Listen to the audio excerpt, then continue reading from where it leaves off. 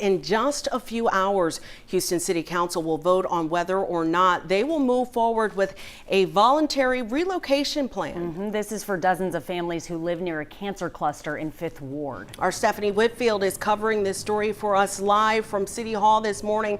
Stephanie, we know there has already been a lot of confusion with this new program, and so much so some of the residents have told us they might consider staying in those cancer cluster areas because they don't know what's happening.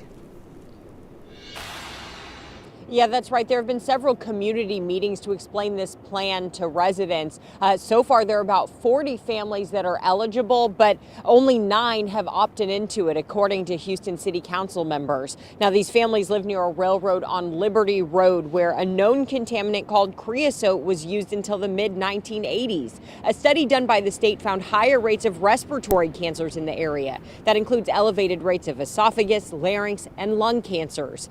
The Houston City Council has set aside $5 million for what's called the 5th Ward Voluntary Relocation Program. And today, city leaders are going to vote to give $2 million of those funds to the Houston Land Bank to acquire and build new homes. But as that plan potentially moves forward today, there are still a lot of questions up in the air. Residents want to know where they'd move if they decide to relocate. The city's also been waiting on the results of new testing to see how contaminated the soil is currently. Now, just last week, Mayor John Whitmire called out the EPA, saying the agency is dragging its feet with this new testing. At last check, the EPA told us that the testing would continue until late summer and the results would be released around then.